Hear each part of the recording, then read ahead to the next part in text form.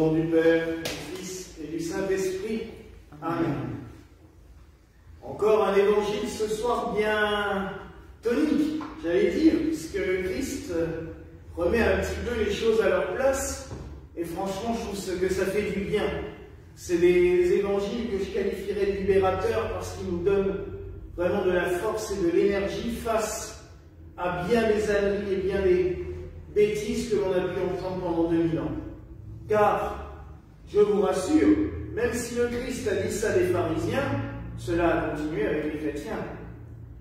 On a passé notre temps à essayer de s'arranger avec les commandements de Dieu, de les transformer, de les améliorer pour sa satisfaction personnelle.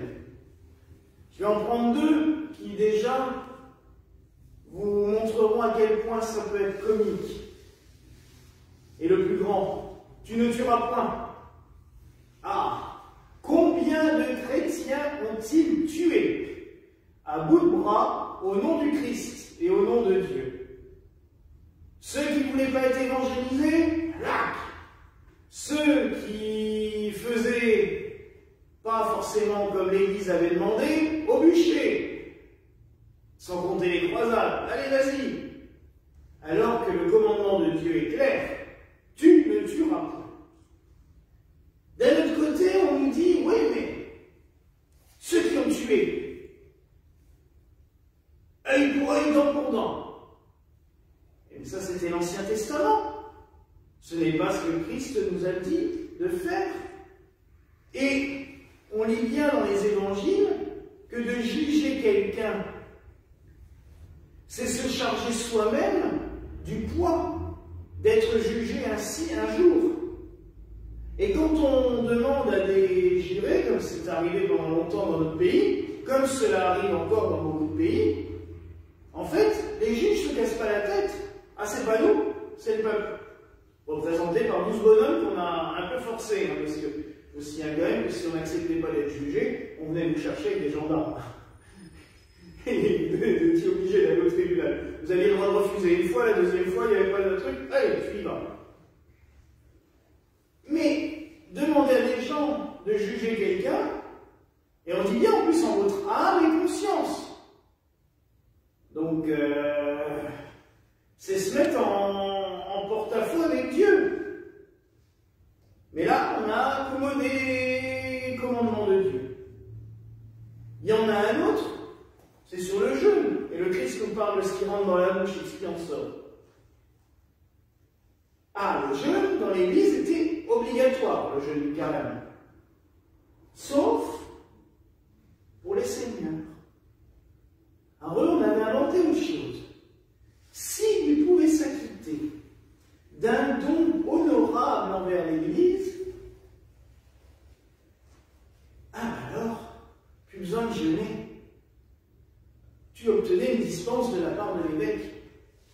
Des fois même, les évêques se dispensaient eux-mêmes du jeûne. C'est pratique.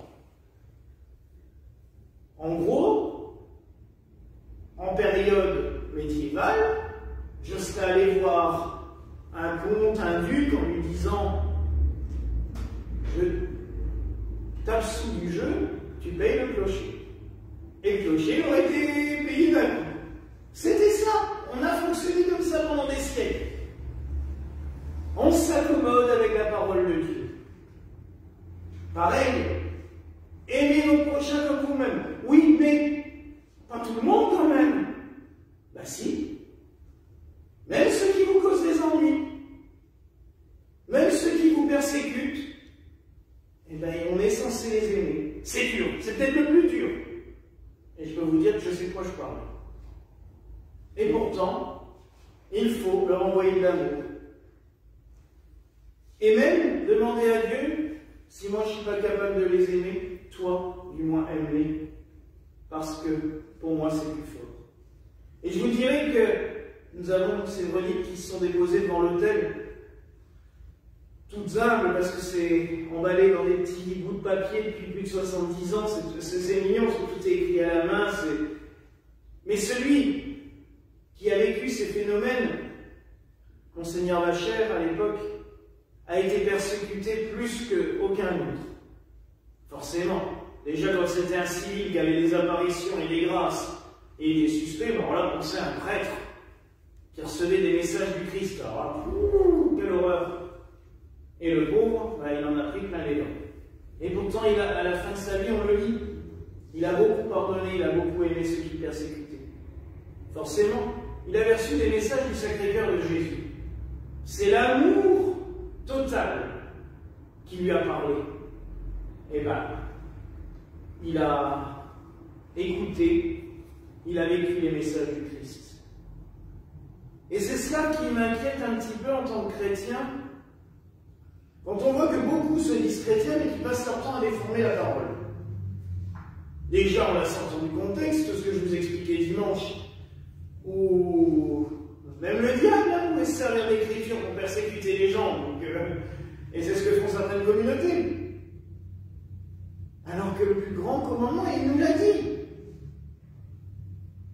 Le plus grand commandement, aimez votre prochain comme vous-même.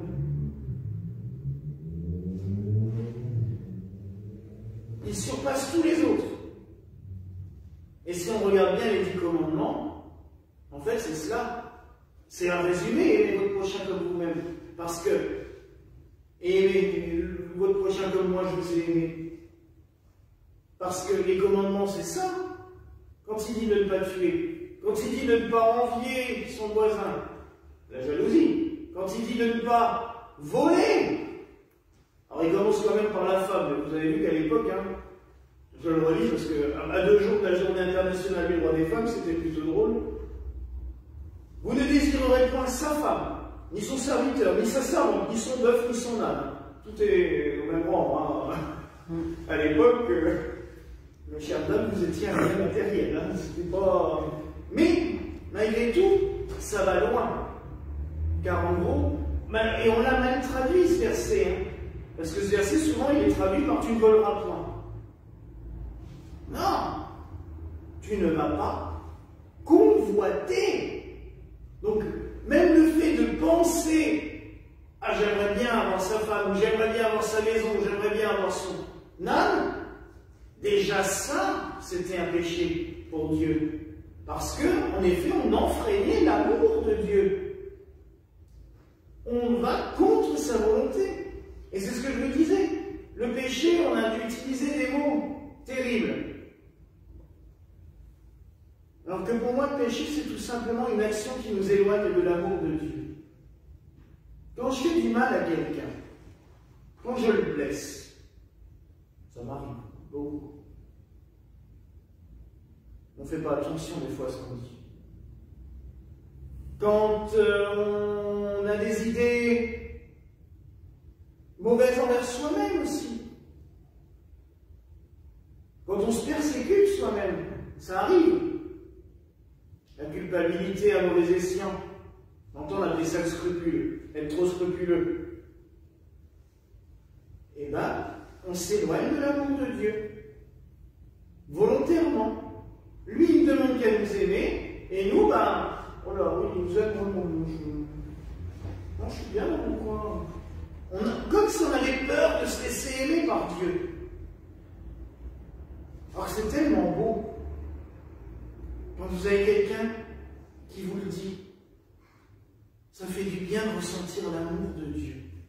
On m'a dit ça hier après-midi.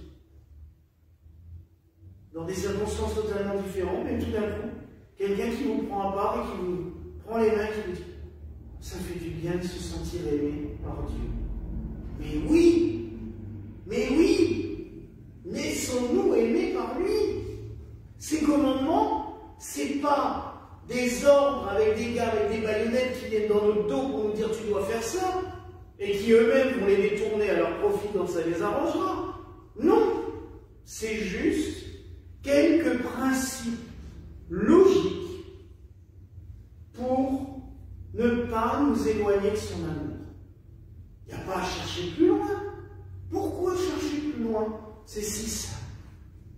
Alors oui, mes frères et sœurs, encore une fois, et j'ai vraiment l'impression de radoter, on se termine. Laissons-nous aimer par Dieu. un amour incommensurable, un amour infini qui se donne à nous du matin au soir et du soir au matin. Il ne s'arrête jamais. Et comme nous ne le ressentons pas, c'est peut-être parce que nous avons trop d'orgueil. Parce que nous-mêmes, nous ne nous aimons pas et du coup, nous ne sentons pas son amour. Alors laissons-nous aimer. Et vous verrez que ces quelques règles de vie qu'il nous a données, elles sont si faciles à vivre dans ce cas-là.